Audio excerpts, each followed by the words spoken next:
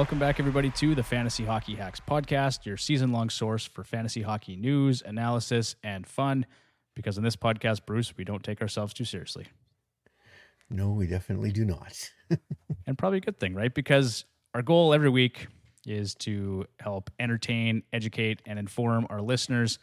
And so, dear listener, if you find what we are doing valuable, if it's helping you in your fantasy hockey endeavors, please leave us a review on Spotify, Apple Podcasts, or wherever you're listening to us. We really appreciate it, and it helps get the word out to more fantasy hockey managers like yourselves. I'm Devin Davidson. I'm going to be your host tonight, and joining me, as always, my co-host, Bruce Gunther. Hello. Bruce, how you doing, buddy? Oh, not doing too bad. Not too bad. Enjoying the very last bits of summer here? It's supposed to go up to 32 tomorrow or something like that. Insane. I know. It's ridiculous. It's not... You would think for a fall in Saskatchewan, 32 usually isn't the number that you're thinking of. No, not at all. And football started today, so I don't know about you, but I was watching some Thursday night football. And just watching the highlights. I watched Derrick Henry, and then I watched that young kid for the Chiefs run by everybody into the end zone.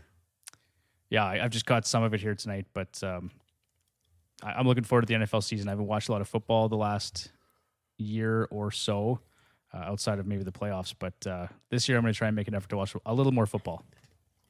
Well, this year is the first year in probably, oh God, what would it be? 10 years that I haven't done fantasy football. You were telling me. You're dedicated to the fantasy hockey craft, Bruce. Dedicated to the fantasy hockey craft this year. Yeah, it's... And we're not off to a great start. Well, you know what? On that note, episode 184. Tonight we're going to go through our 2024-2025 top target series, starting with the Atlantic Division. So tonight, Bruce, we're going to run through some forwards, some defensemen, and some goaltenders that we are targeting within the Atlantic Division. And I guess sort of the criteria for us when we're doing this top target series, we're just looking at a top target for us is a player that's going to be undervalued by their current ADP, or that we believe is going to have a big season, right? And just based on maybe underperforming last year, maybe it was poor luck, maybe it's a breakout threshold, something that doesn't really matter. But really what we're looking at is players that we want to target in the mid to late rounds of our drafts. And so we're going to start with the Atlantic Division tonight, and then we'll work our way through each division. And that's going to basically take us to the start of the regular season, Bruce. So I know. It's already that time of the year. It's kind of crazy, but here we are. So, and this, just for reference as well, this is 12-team redraft leagues. So just so everyone's clear on that. And let's kick it off tonight, Bruce, with our forwards. We're going to start it off with Elias Lindholm, who now plays for the Boston Bruins, 91% rostered in Fantrax, 45% in Yahoo. And it looks like he's penciled in to play with David Pastrnak and Pavel Zacha on the top line and on power play 1. He had 44 points in 23-24, and that represented his worst offensive campaign since 2017-2018 when he was a member of the Carolina Hurricanes. Bruce, what are your thoughts on Elias Lindholm here in Boston for next season? I think he's going to have a much better season. Not that he had poor line mates in Vancouver, but it just didn't seem to work out, and Boston badly needed a center, so here we are. What do you think? Yeah, for sure. Well, not that Zacha and Coyle, I think they used as 1 and 2 last year. Mm-hmm. They weren't terrible, but Lindholm is a big upgrade from both of them, and I think he will benefit. Lindholm will benefit a lot from playing with Pastrnak. And you never know, they might load up the line and move Marchand up there too once in a while too, just to load the line up to send them all out. But yeah, I haven't really looked at the ADPs so far. It's been, I think it hasn't been a whole ton of drafts to base the ADP on, but I have a feeling he could be close to I would say close to a point per game pace is where I think he could play at. Yeah, I think that's totally reasonable, Bruce. And for me, one thing I really looked at was his deployment. So last season, in his time on ice declined in each quarter of the season. He started off at almost 21 minutes time on ice in quarter 1 and finished at a disappointing 16 and a half minutes time on ice in the fourth quarter with just 1 minute and 11 seconds on the man advantage. He continued to shoot the puck around his career average, but his overall shooting efficiency declined to the third lowest mark of his career at 8.7%. And at 62%, his IPP was also below career average. And so too was his power play shooting percentage, though marginally. So just some things to keep in mind there. So I think there are some metrics here to indicate that some positive regression is coming. And I think he's just going to get a better shot on that top line. He's going to see more time on ice this year and more time on the power play as well. So I think they're going to give him everything he can handle and maybe just a little bit more. Yeah, they really want this to work out for sure.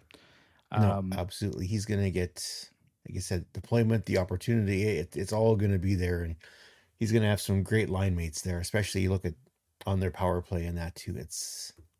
He's going to have a really good season. If he doesn't, I will be surprised. Now, the key with Lindholm too is that we talked about, we're looking at players that are undervalued in current mock drafts.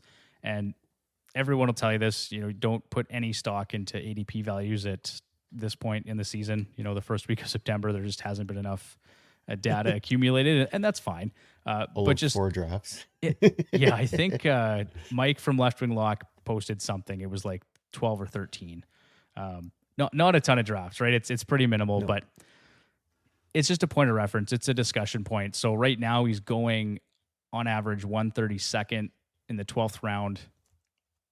That's some pretty good value, Bruce. I think if you can get a player like Elias Lindholm anywhere outside of round 8, that's probably a pretty good deal. Yeah, absolutely. It's like I said, I think he's going to be very close to a point per game player for the Bruins this year. So if you can get him, if you can get him in the 12th round, that's fantastic. All right, and then so our projection for Elias Lindholm is 27 goals, 74 points, 31 power play points, 207 shots on goal, 21 penalty minutes, 84 hits, and 53 blocks. And I think that was with him playing 3 to 3.5 minutes on the power play and about 18.5 minutes time on ice. Might have been a little higher, but there you have it. He'll love that.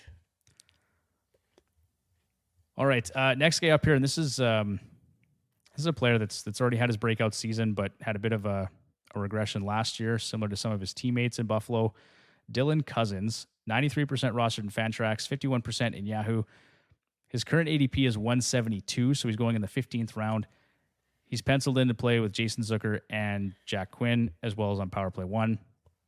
Another struggling player, like I said, on a struggling team.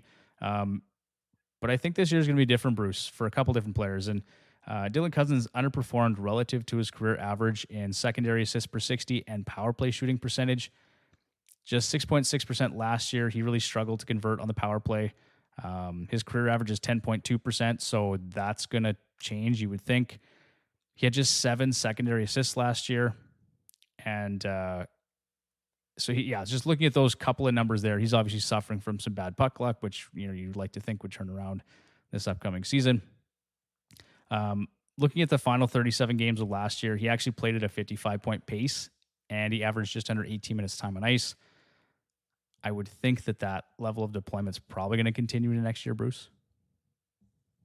I would think pretty close. Like they've made a few roster changes there. They shipped out a few players. Like they shipped out Middlestat to basically, I would think, to clear a space for him on second line. Got a bit of a nice little upgrade in wingers. I think Zucker will be a little bit better for him, help him out a little bit.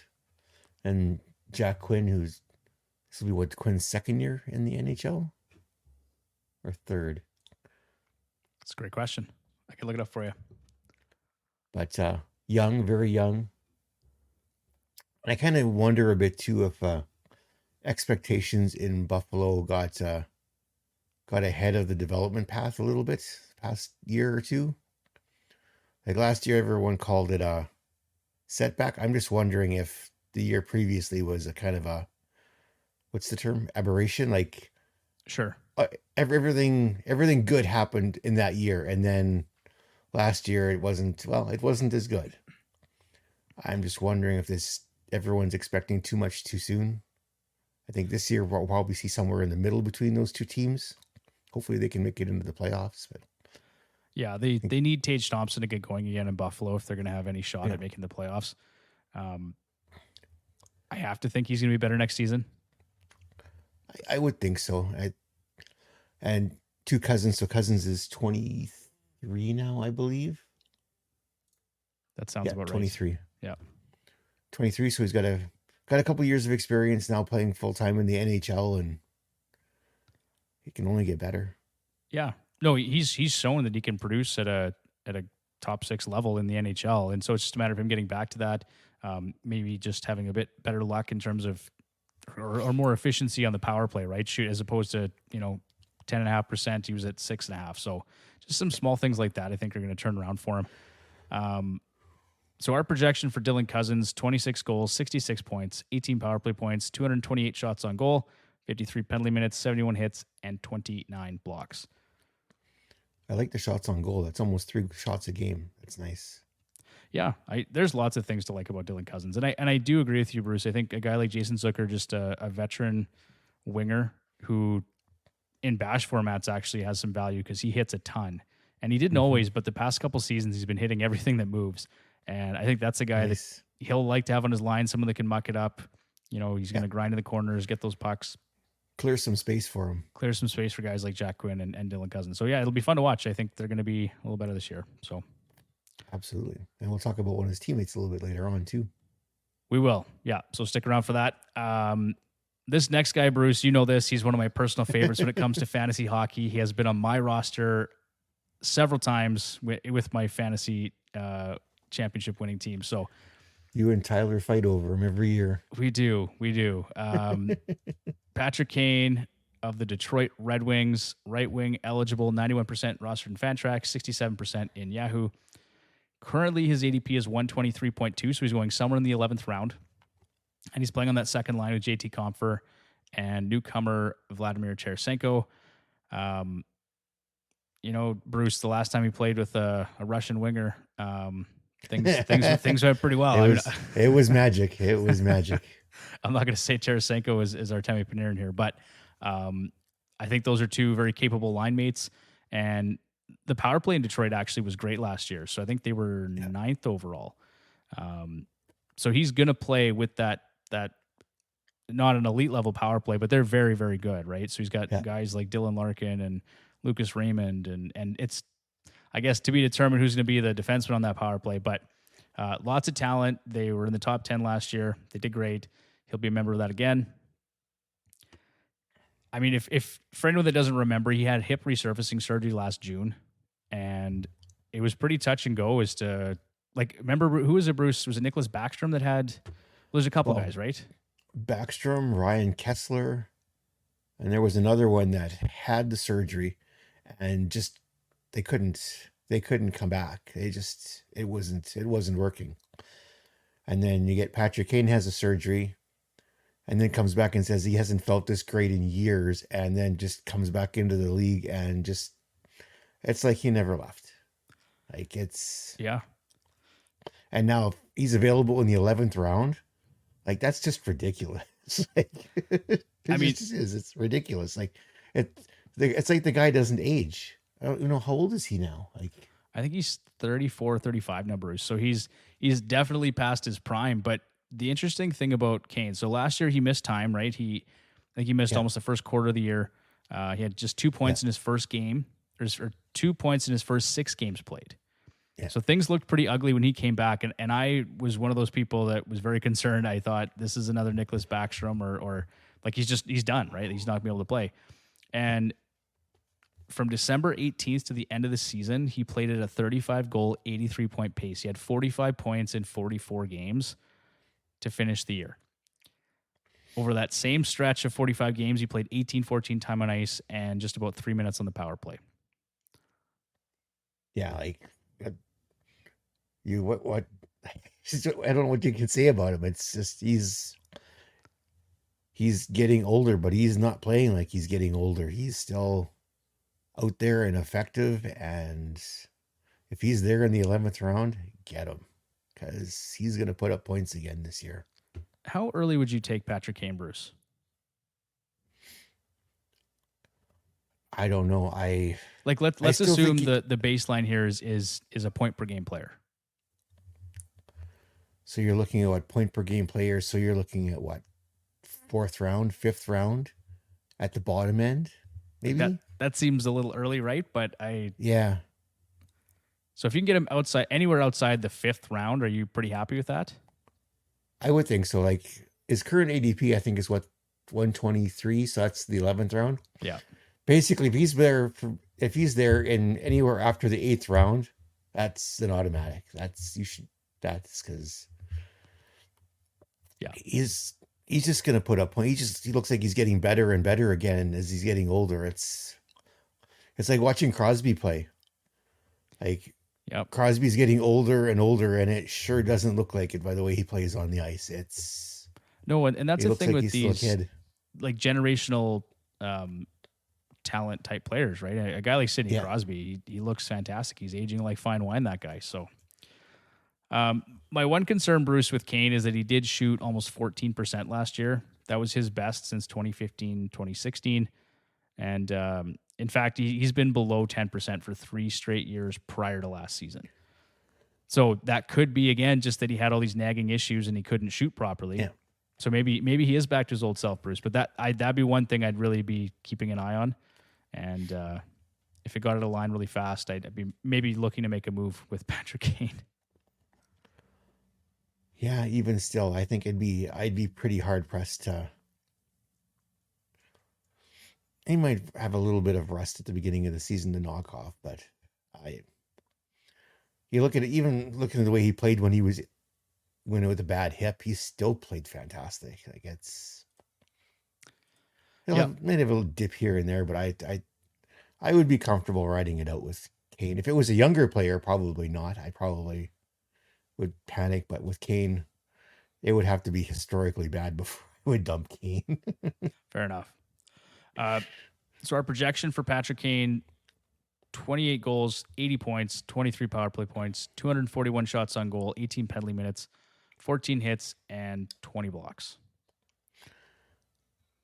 Yeah, he's not much in the bash formats. He's pretty He's quiet. not. No point. I mean, points only formats. This is your guy. But if you're looking for category coverage, you might want to look elsewhere. I still think as a right winger, Bruce, because of it's harder to fill out elite level right wingers, right? So Yeah, if you can get this guy at a later point in your draft, I think that's a great move. absolutely. All right, next guy up here is Anton Lander of the Florida Panthers, center right wing eligible, 75% rostered in Fantrax, 3% in Yahoo. He's currently undrafted in Yahoo, playing with Eetu Luosterainen and Maki Samaskevich. I'm butchering these names. I apologize, but Say that fast 3 times. no chance, 0% chance. But he is playing on the third line. Fantasy managers have been waiting for this guy to break out, and this could finally be the year. Projected to center that third line. Deployment could be a point of contention. But he's 22 years old, Bruce, and he's performed exceedingly well. Throughout the playoffs, he posted 17 points and 3 goals in 24 games. Very nice. He's 22 years old, and he's already won a Stanley Cup. He played at a 58-point pace in the playoffs. Lots of things to like in the regular season, too. His possession metrics against top 6 competition were good. 56, almost 57% Corsi 4, almost 58 goals for percentage. 5-on-5, he had an almost 68% IPP. That was 7th best in the team. Shots on goal per 60, he was at top 6 on the roster at 7.9, just behind Bennett at 8.01. What else? 7.46 individual scoring chances, 4 per 60 was 5th best on the roster as well. So in a lot of those metrics, shot generation, scoring chance generation, he's within the top 6 on that Panthers roster. So the only path, Bruce, is the only question, Bruce, is do you see a path to the top 6 for Anton Lander, or is he kind of stuck in that third line center role? He'll be stuck there till Bennett gets hurt, and then they'll move him up. But we know Bennett's going to get injured because the way Bennett plays, he's not going to be healthy for an entire season. So when Bennett goes out with an injury, they're gonna move him up to the second line, and you'll definitely see a bump when he gets moved up there. It's just when Bennett comes back into the lineup, he's going to get pushed back down again. So I think injuries will probably play a big part of how he goes, because I don't think Lusterinen or the other guy. I'm not even going to try and pronounce that. I don't know what they are like for offensive production. I don't think they're up there. They're not. It's not the caliber of the first two lines anyway. Yeah, I think on an individual level, Anton Lander has enough talent that he can kind of get around with those two guys anyway. But I agree. I think it's important to note that Sam Bennett's going to spend some time on IR or whatever. But Yep. I looked at his games played, Bruce, and he's played no more than 71 games in any of the past 6 seasons. So he's basically missed a minimum of 10 games the past 6 years. And that's just going to be that's Anton Lander time. Yeah. And that's not bad either. Like 10 games that's compared to some of the other players that have missed considerably more. 10 games isn't a whole heck of a lot. No, but if I were to look back at his numbers, like I think sometimes he's missed 30 or 40 games, right? So it's just, I mean, and that's kind of the style Sam Bennett plays too. He's a rough guy, right? And he's gonna deal with some injuries, and that's just the way he plays. So unless he decides to slow down and stop hitting stuff, but he's not. That's just not his game, right? So no, it's not his style. He's gonna go out there and. So for that reason, Bruce, I'm just saying Anton Lander, undrafted, probably a guy that you stream at some point or that you pick up. Yep. Keep him on your watch list for sure. When Sam Bennett goes down, Anton Lander's getting some big minutes. So, yep. Or just keep an eye on him early in the season, because if he does pop off early, that's a guy you're gonna want a piece of. Yeah, absolutely. All right, and this is our last forward here, Bruce. We have some other honorable mentions that we'll discuss, but Cam Atkinson, right wing, eligible for the Tampa Bay Lightning, 36% rostered in Fantrax, 3% in Yahoo. Again, another player that's going undrafted currently. He is penciled in on the second line with Brandon Hagel and Anthony Cirelli, and on power play 2. I'm kind of low-key interested in Cam Atkinson for this coming year. I mean, obviously Brandon Hagel, everyone knows, he have 75 points and 40 goals last year or something. Like, he had a phenomenal season. But Cam Atkinson, he managed 13 goals last year despite nearly 2.5 minute drop in ice time, a career low 9.4 shots on goal per 60, and a career low 7.4 individual shooting percentage. I didn't even know he went to Tampa, so I thought he was still in Philadelphia.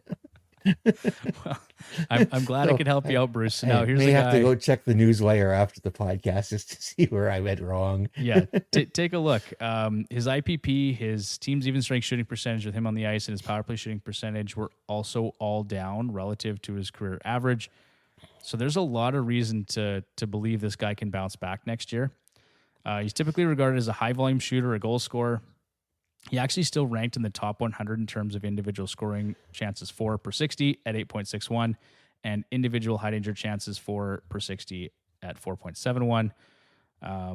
He still has the ability to navigate into high-danger scoring areas and to make plays, and he's always been more effective when he's got elite-level players to work with. Obviously, I think a guy like Brandon Hagel could do really well for him. So, the only thing, Bruce, again, is going to be health. Can Cam Atkinson stay healthy? Yeah. And does that translate? But I think 20 to 25 goals is a reasonable expectation for him in Tampa Bay. I would think so. I don't see why it wouldn't be. Because when he was healthy, he was a very effective player for both Columbus and for Philadelphia. That was it, Philadelphia. Well, and I think he's going to get the deployment too, right? Like he didn't get the ice time last season. Well, no, and was he not a healthy scratch for a good chunk of the season too?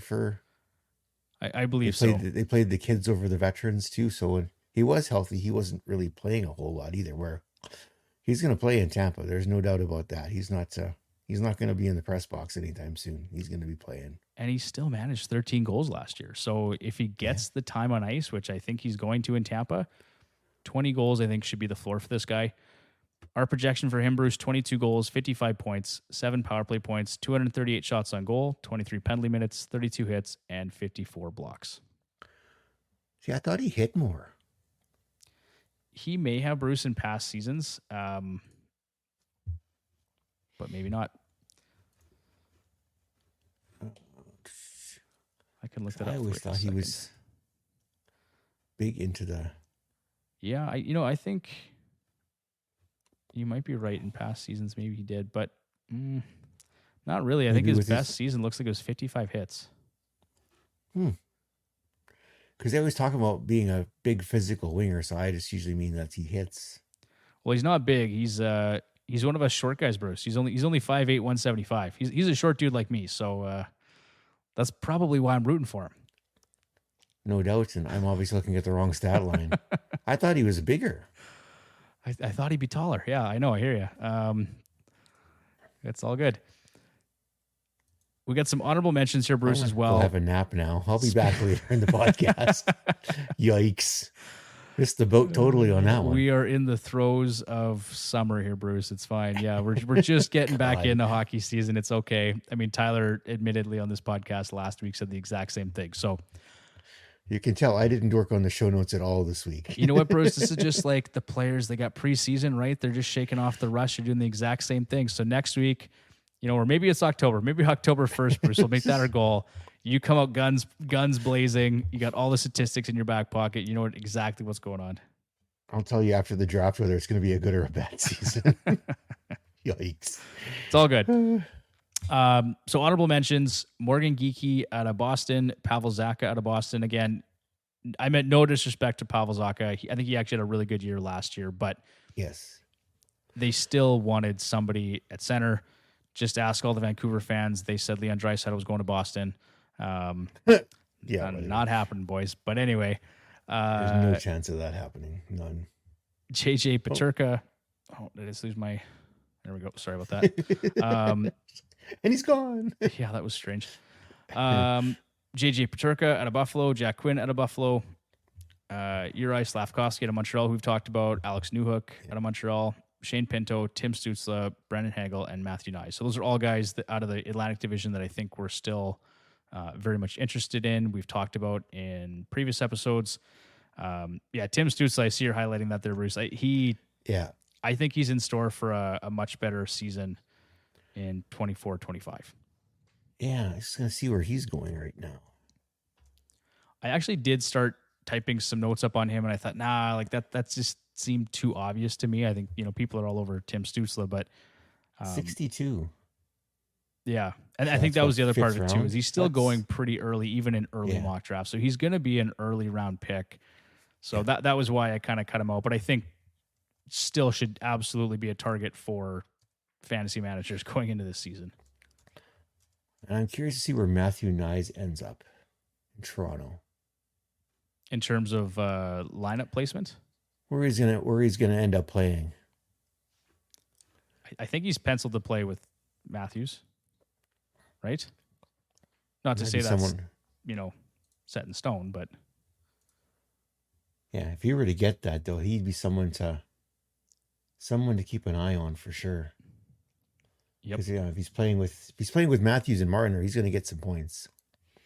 Hell, I could get points with Matthews and Marner, and I can't skate. Well, there you go. Okay, we're gonna move on to defenseman here, Bruce, and we've got two guys here we want to talk about quick. The first one is Jake Sanderson, and I don't think this is not a secret. This is not a deep sleeper pick by any means, but this is a player that I had a lot of time for last season. I think a lot of people were really bought into, and it seems to me, I don't know about you, Bruce, but a lot of people have moved on from Thomas Chabot. They've kind of had their fill with that guy in terms of fantasy hockey. Yeah, he had that first season was fantastic, and then after that, he's never seemed to have been able to replicate that performance.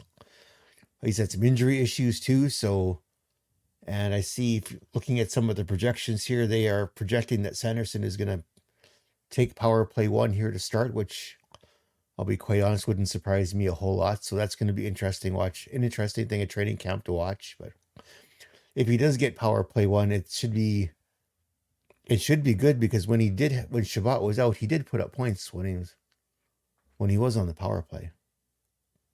Yeah, he had a good season last year too. 38 points, 10 goals in 79 games. Not bad for limited power play time, basically. Yeah, he started to step it up. So he actually played 23-13 time on ice and 3 minutes on the power play. I think he kind of solidified his place as the future number 1 defenseman. he kind of looks to be playing that way. Thomas Chabot still gets a ton of minutes as well, but I mean, Jake Sanderson's the guy, I think, in the future, and next year he could play. I think my guess was as much as 24 minutes. Yeah, very much so. They're not paired together, are they? Or are they paired separately? No. When I looked at Daily They Faceoff, they had him playing on the separate. second pairing, I believe, with Artem Zub. Okay. But for multi-category formats too, he's got decent category coverage. 141 blocks last year, 49 hits, 14 power play points. Blocks are nice. I'll take the blocks, right? You bet. My only concern with him is he shot almost 6.5% last season. In his rookie year, he had a 3% shooting percentage. So is he going to maintain a 6% shot rate? I don't know. Maybe somewhere in between. Yeah. So I think that's kind of what our projections are based on is that shooting percentage coming down a little bit, but yeah, time will tell. And then to his ADP at 132, somewhere in the 12th round. Nice 0D defenseman. Yeah, exactly. If you play that way. Yeah, I think, if that, he's not going to be at 12, but if he's in that 8 to 10 range, I think that's a pretty good spot for Jake Sanderson. I think he could be a really solid, number 3 defenseman for your roster. Yeah, and too, if you can hit 40 or mid 40 points, that's all you can ask for too for a fantasy defenseman. Yeah, with a little bit of category coverage too, right? So for us, our 24-25 projection for Jake Sanderson is 8 goals, 43 points, 21 power play points, 169 shots on goal, 20 penalty minutes, 49 hits, and 156 blocks. Saying that, Bruce, I could see him scoring 10 or 12 if his shooting percentage stays high, and he could have 45 to 50 points. It just depends. But I think this is kind of where I feel comfortable is about eight goals and 45 points. I think that's a pretty reasonable expectation for Jake Sanderson. I think so. All right, next guy up here is Darren Radish, who, I'll be totally honest, Bruce, I didn't know who this player was until last season. It makes two of us. And that's probably because he played a grand total of 21 games in the NHL before last year. So, wow. Yeah, rostered in 49% in Fantrax, 3% in Yahoo. He is going undrafted right now. And he's actually penciled to play on the top pairing with Victor Hedman. Very nice. And on power play too. So as I said, he basically came out of nowhere last year, posted a very respectable 6 goals and 33 points in 82 games. Not bad at all. Not bad at all. It's worth mentioning also that he played at a 52-point pace over the final quarter of the year. He had 12 points and 2 goals in 19 games to finish out the season. What else can I tell you? I want to talk a little bit about Mikhail Sergachev, and I just think that due to cap constraints, they had to move on from Sergachev, and I think that's really opened up the window for Radish to play more minutes. I think they looked at his development and said, we've got a player here. We think, for cap reasons, we're going to move Sergachev. This guy's going to fill some of the minutes that are left behind. Yeah. And they got a nice return for Sergachev, too. At least I think they did. Yeah. They got to make those moves. It sucks. I don't know. Yeah. That you're between a rock and a hard place there. How do you pick between Victor Hedman and Mikhail Sergachev? Like, just knowing that Hedman's kind of past his prime, right? Yeah. I think Sergachev, too, wanted to be the guy. But when Hedman signed his extension, it was pretty sure that he's not going to be the guy. It's going to be... Yeah. So they offered it because he had Sergachev had a waive to go to Utah. He wasn't like they could just ship him off. He had to waive his no trade clause to go, and it sounded like, at least from what I read, he was very excited to go to Utah and play there, which not many. Well, it's Utah. It's not Arizona, so that's.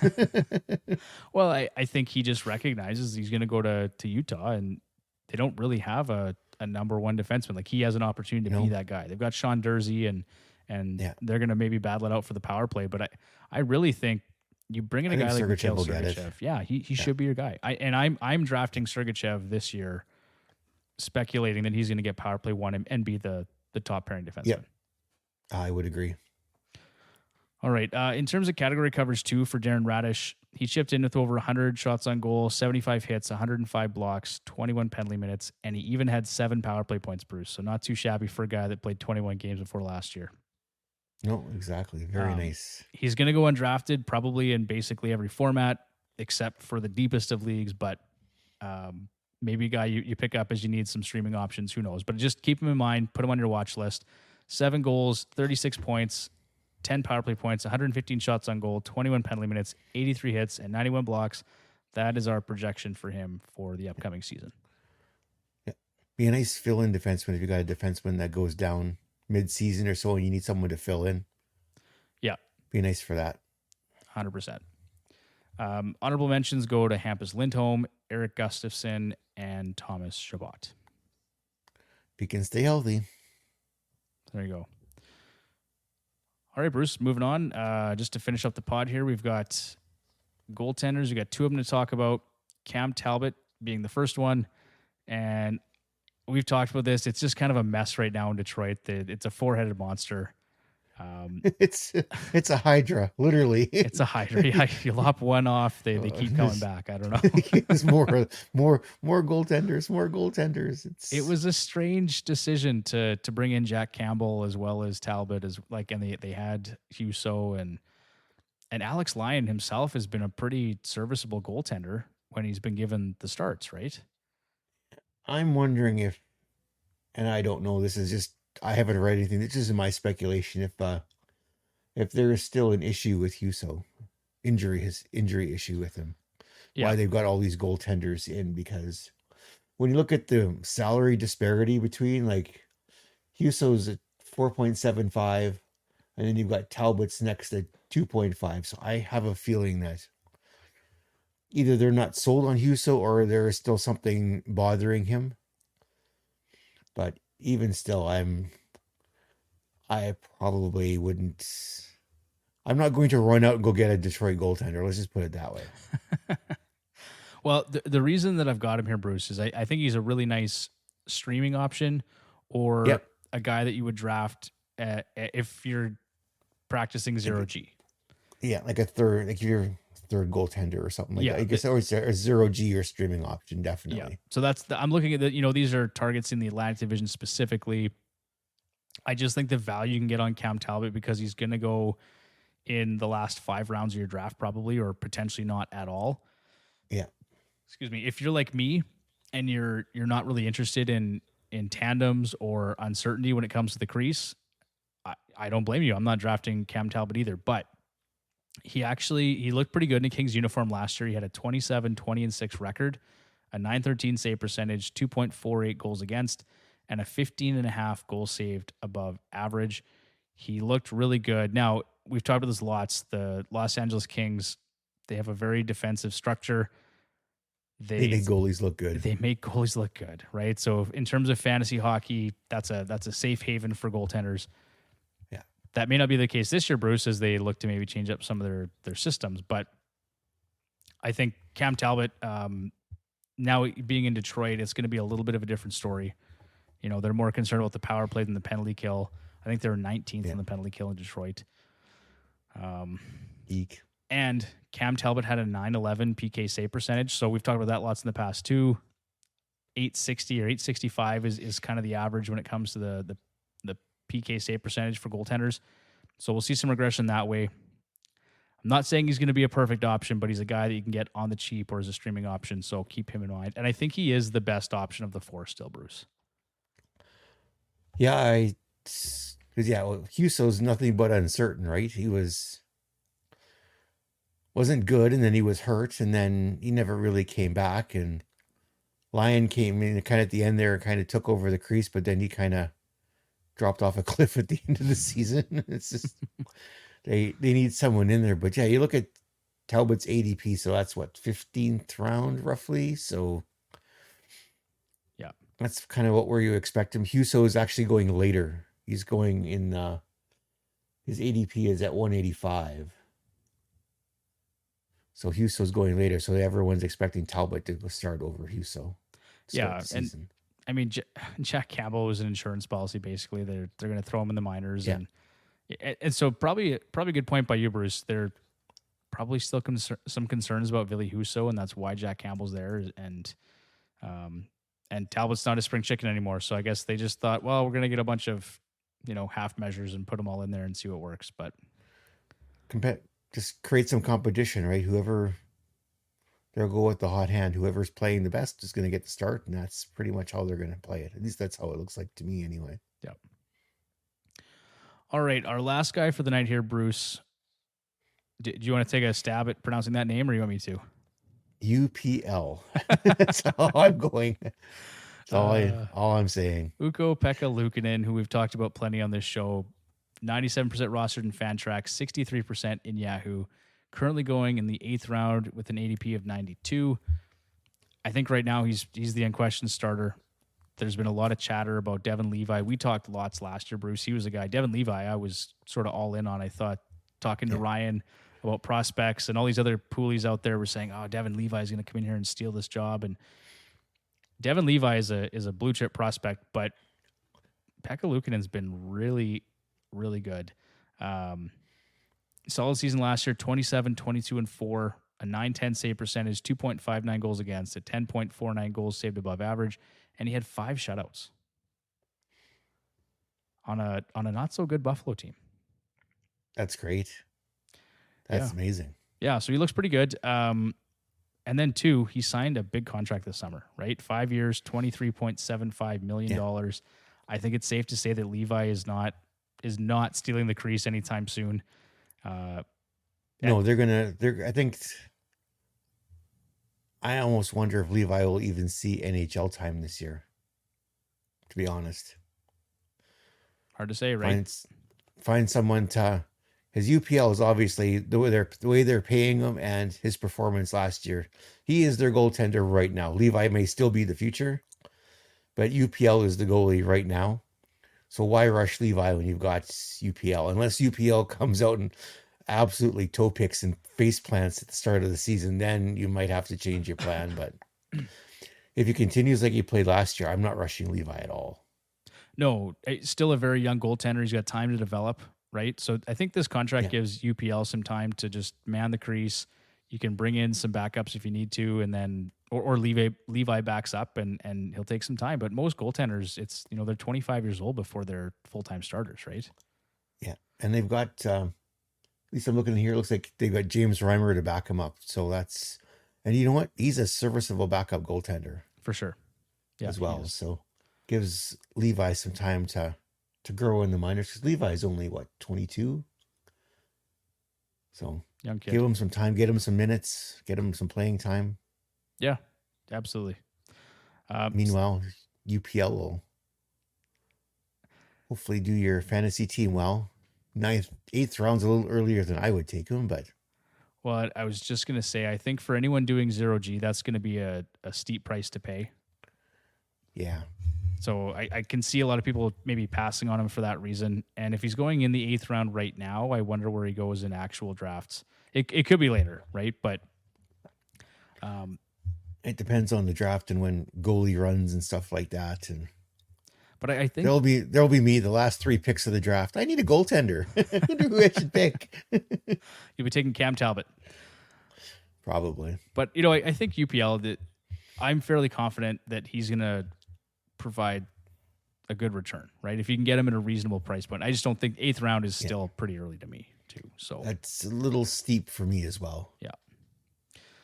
And then the only honorable mention we had right now for goaltenders was Anthony Stolarz out of Toronto, who we did talk about on a previous episode. I don't think we need to dive into that anymore. If you want to listen to what we had to say about Stolarz, go check out, I think it was our potential breakouts episode, Bruce. Yeah. Yeah. Okay. So give that one a listen. That's going to do it for tonight's episode. Thanks everybody for listening. We hope you enjoyed the episode. If you did enjoy the episode, if you like what we're doing here, if it's providing some value to you and helping you with your fantasy hockey endeavors, give us a like, follow us on whatever platform you're listening to. Go check us out on Twitter or X at FHHacks and on Instagram at Fantasy Hockey Hacks. We're also on YouTube. I believe it's Fantasy Hockey Hacks there as well. We're producing a lot more short form content. So if you want to just catch some snippets of episodes, some player projections, stuff like that, we're running all of that through our YouTube channel and Instagram right now. Just some short form content that you might enjoy. So go give it a look. And Bruce, I guess we'll see you next week. Sure will. I really wish I knew. I think we're going to the Central Division next week. So make sure you check that one out, guys. It'll be out next Thursday or Friday morning, I guess. And the fun will continue. Hopefully we'll see Tyler next week as well. And if not, we might just have to bring our buddy Ryan Black on and he can fill in for us. Sounds good. All right. Thanks, Bruce. Take care. You bet. Good night.